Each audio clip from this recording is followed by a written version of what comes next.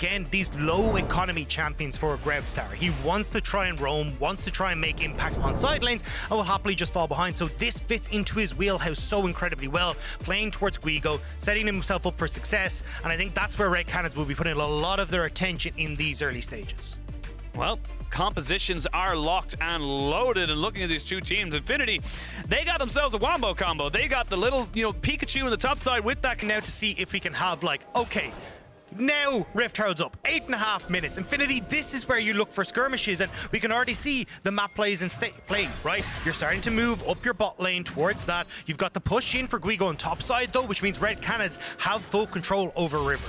Oh, we are going to see a hell of a lot of people here, as we can see now Flash back, trying to get the showstopper to start it all, but it's all about the movement. As he gets in, gets the haymaker, Grevtar will fall down. There's Fuzz Blood, and we get a tidal wave right across Jojo and Aegis. Cataclysm down, 3 more kills going on. That's a fantastic sleep, but you have no extra damage now with a TP coming in. This fight can really begin. There's the tactical sweep. You don't get a lot, but you get one back, but it's still Infinity with the advantage. Yeah, it's kind of the participation medal there for Guigo. Infinity Esports get that great skirmish that we were talking about, right? Cody said a different build coming through from your Lucian traditionally, much more on towards the crit damage, where you're looking at the Gale Force or Kraken Slayer, Infinity Edge. Oh, showstopper goes in as Cody gonna find himself with the Stolen Lily ultimate. He's got the Lilting Lullaby down, but Grevtar Soul Snake not going to be quite able to land that one there for him, and he's got to be careful. There is still another Lilting Lullaby from the original owner, as we now see the culling coming out just to try and get these health bars nice and low, but there is going to be the ultimate, but they trade it all back. It's fights on every side. There's the TP coming in. That's going to be Solid Snake falling down, but we go back down to bot side, and White Lotus has picked up a kill. It's action all the time. Everyone back into the mid lane, and Bogax has found one. We're all over the map right now. You wanted a bit of action. This is where we're getting it. Infinity Esports managing to fight back against what could have been a miserable play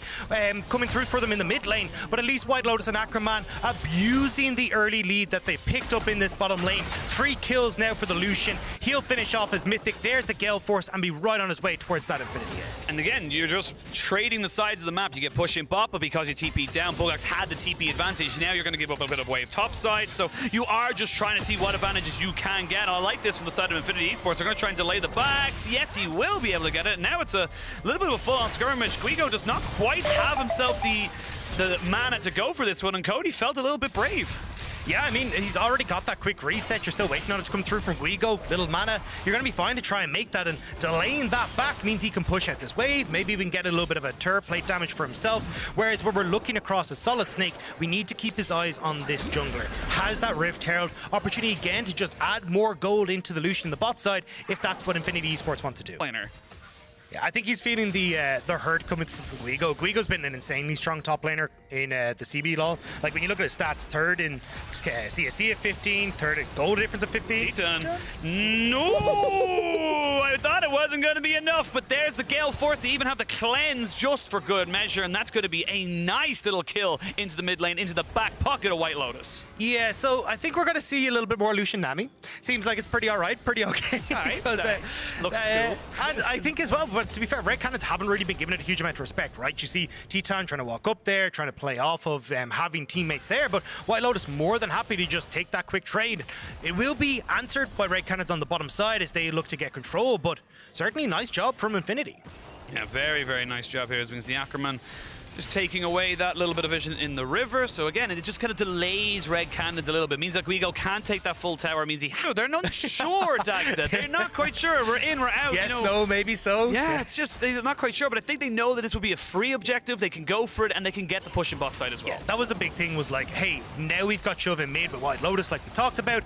Now we can start to rotate bot. We've got push for Bogax in the bottom lane, so they can get Dragon. They can got bot lane turret at the same time. And look at where Cody is, right? He's just rotated up to top to collect that big wave, so you're not actually losing too much on the map for going for this. As White Lotus though might lose his life. They're gonna go for it, but a nice little tidal wave, but a great solar flare catches out Ackerman. That was a 2-man commitment, but we even got the TPs coming in. They're gonna put down the Hextech ultimatum, and Cody is dead. And the blink of an eye, 2 quick kills, and Red Cannons have themselves everything. And in Infinity Esports, they just commit too much. This is something that we saw a lot from them in the regular season, was they just get dangled a fight in front of them. They'd overcommit to it and then losing it. Now it pays off sometimes, but this time it comes back to bite them, and Red Cannons now have control of the map. Have control of the map. They got control of this top side as well. They're going to be able to take down this turret with Shelly getting herself A bop on the head to that one there. Not much Bugax can really do about it. As I say that, though, everyone from the side of Infinity Esports is coming out, so not going to overcommit. They're not going to do the same mistake that Infinity just did. Yeah, they really just want to try and get back onto the map as fast as possible, right? You're going to want to try and get Guigo down into this bottom lane, keep him... Great early game, Dagda. What's going on? Red Cannons happen, and they're just eating up Infinity everywhere they go, and now it's Red Cannons who are moving over towards the Baron. Infinity maybe trying to see if they can contest, but Solid Snake spot on a wall. They're going to go straight back into it. The Solar Flare will not land. Cody did steal away the Showstopper, so this is going to be a little bit difficult now for the side of Red Cannons. They've already used a lot of ultimates and a lot of summoners. They're trying to keep this Baron procced, but it's a bit dangerous. Solid Snake is off to the back of the pits. They know where roughly he is, but not exactly. They don't have great vision. Baron down to 7,000 HP. Bugax still flash, still got Proto Belt, and still got the ultimate. He's going to have to slicing himself out and get himself back to safety. Red Cannons not willing to burger flip it. Yeah, Infinity, they had the respawns. White Lotus and Ackerman coming out from base, and unfortunately, Red, they just don't commit hard enough. They're not sure where Infinity are. Bugax thought about it for a second there into Greptar, but now you have to reset as Red, and you're giving up all this beautiful control you just got in this. So big teamfight extending tools available now to both sides, as both those two champions want to be in the face of everyone else. So Red now trying to see if they can, as you say, get control over River. You've got at least Bugax who's pushing out bot, but will separate him. Cody's going to get Hextech ultimatum, but they're going to commit the TP straight away. And they're going to turn this one around straight away onto the Camille, but it is Cody who falls first. There we go. Bugax trying to use a slicing Maelstrom. You have to get the Haymaker off. He will eventually get it. Aegis almost going down. Solid Snake in the backside, and Teton goes forward, finds himself the kill. They will find out Solid Snake. He's not quite able to get the Cataclysm down, and they will get themselves 3 more kills. They don't need the Dragon. They can turn for Baron. So well played by Red, just keeping themselves at arm's length, finding those engages again. It feels like Infinity, they're just off kilter, too late coming in on the backside of that fight, and now Red can move over towards this Baron. Guigo already resetting as well to make sure he gets full use out of the big purple worm. You gotta get himself back out onto the map as quick as he can. It is a slow enough Baron. You have got a misfortune, so not quite going to be the quickest of objectives taken down, but will go down nonetheless, and that will be a massive move now as we have only losing 5 AD for that. That's a trade deal I'll take any day of the week. And now Red are taking everything on this map as well, and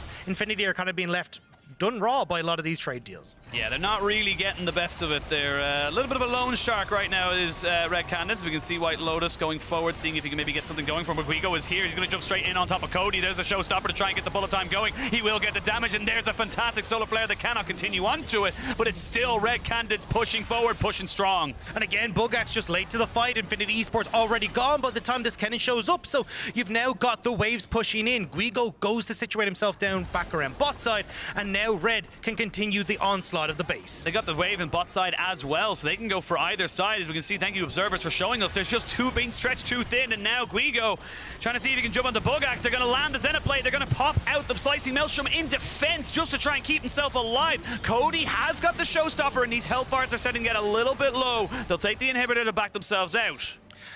And Red, they've kind of taken what they wanted, right? They got the inhib, you get a bit of pressure down onto that bottom side, they'll reset with a 4,000 gold buff off of that Red Bull Baron power play, and now as they come back out, you've got 2.5 minutes until the next dragon. They can continue to shove out, make sure they keep control of it, and make it impossible for them slowly but surely, whittling off with these summoner spells. They can just go back and commit. There's no real pressure on the map for them right now, and it looks like they might even try to aggress a little bit further forward, playing towards the dark, and see if they can catch out Infinity. But, I mean, at least the blue ward for the moment, making Infinity Esports think they're safe. That's the last blue trinket available, and now Baron going down to about half its HP. You can see now Red Cannons, so they don't want it. They don't want to try and get the Baron. They want to go for the fight straight away. Solid Snake in a little bit of trouble. He's the one who has to face check as we go in. We're going to see a Hextech ultimatum coming out. There's the bullet time. They're not quite getting it on top of people that they want, but there is the death of the jungler now as they try and go in for the showstopper. Cody not quite able to get the abscond of Duck. These health bars are too low. It's a double kill for Greftar. It's a double kill for Teton, and that's going to be the game. I mean, secure, contain, protect. The package was delivered successfully as they just keep Teton safe. Bugax never gets the opportunity to try and use this big ultimate, and now Red will look to close out the second game of the World Championship. They will look to try and push this one in. They got all the ways they could possibly want. They're even going to TP in. It's Ackerman versus the world. This is reminding me of a bit of Attack on Titan. Ackerman versus the Titans, but the Titans come out on top in this particular instance. It will be advantage in the Copa America to the Brazilian side. And so well played by Red Cannons. We talk, hey, you know, early stages, they like to try and play through this top side. We go ahead, play through those strong lanes, but the big thing